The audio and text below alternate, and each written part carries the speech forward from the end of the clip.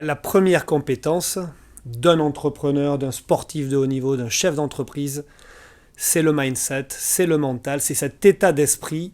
On doit être positif, on doit apporter l'énergie à nos équipes.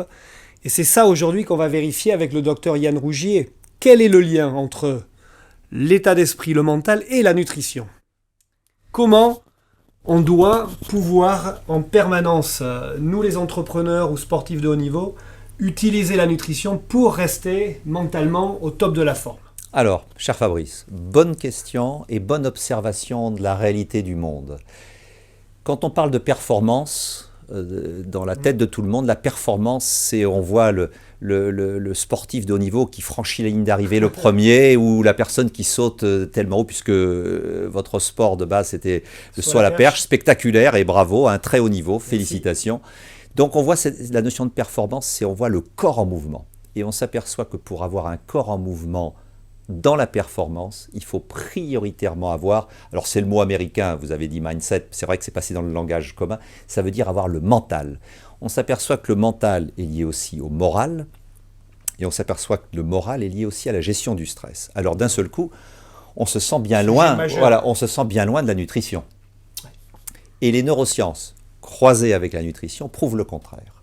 C'est-à-dire que entrepreneur, chef d'entreprise, sportif de haut niveau, va avoir accès, on l'a dit dans une précédente interview, à la nutrition. La nutrition, c'est quelque chose de quotidien, c'est quelque chose qui va régénérer notre corps, le reconstruire et en même temps nous donner l'énergie.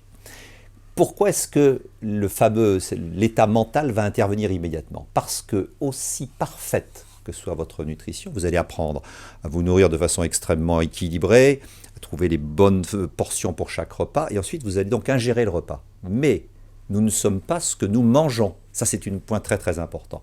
Nous sommes ce que nous assimilons, de ce que nous métabolisons. Et ce que nous métabolisons, ça dépend entièrement de notre cerveau. C'est un petit cerveau, il est schématisé, du cerveau.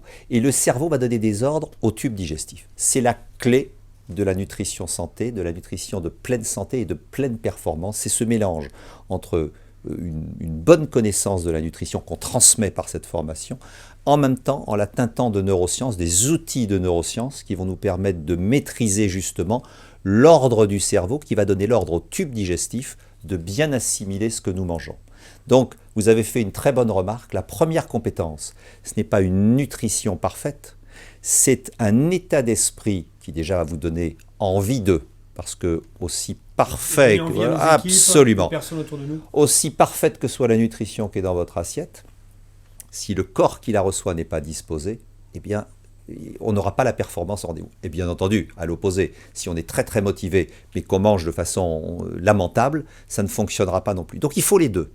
Et la première chose à acquérir, c'est cette compétence. Comment est-ce qu'on va acquérir cette compétence? On va comprendre que, d'abord, on va repérer de façon très basique certains équilibres alimentaires, dont on va parler.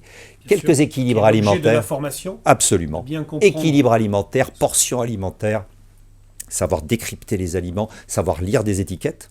Et après, les neurosciences, avec de tout petits outils, vont nous permettre de gérer le point le plus important, c'est le stress du quotidien. Je dirais l'état d'esprit du quotidien, parce que c'est notre cerveau, ça ne faut jamais l'oublier, qui donne l'ordre à notre tube digestif de digérer.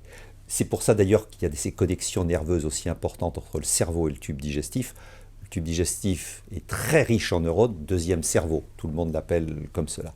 Et donc, le fait de pouvoir maîtriser un tout petit peu cette notion d'ordre venant du cerveau, ça va permettre une bonne assimilation.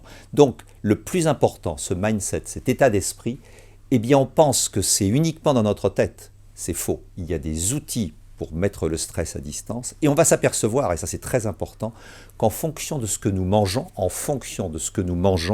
eh bien notre cerveau va réagir de façon différente. Deux exemples très simples. Par exemple, les crises d'hypoglycémie qui sont liées à une connaissance par rapport aux aliments d'un index qui s'appelle l'index glycémique, ou la même chose, l'équilibre entre l'acide-base, c'est-à-dire nous digérons des aliments de façon acide ou basique, et ça n'a rien à voir avec le goût, eh bien ces deux critères de base, la charge sucrée d'un aliment et la façon dont il va être digéré, eh bien ça va agir en feedback sur notre cerveau. Un corps bien nourri, équilibré, va avoir un cerveau équilibré, et un cerveau équilibré va donner des ordres équilibré de digestion au tube digestif. Le cercle vertueux est complet. Donc la première compétence, le mindset, le mental, l'état d'esprit, évidemment, va nous permettre d'avoir une meilleure concentration, d'avoir un meilleur focus sur notre vision et d'apprendre lentement et sûrement à faire le lien entre nutrition et neurosciences. C'est tout le programme et tout le voyage dans lequel on vous invite à découvrir la nutrition, les neurosciences avec le docteur Yann Rougier.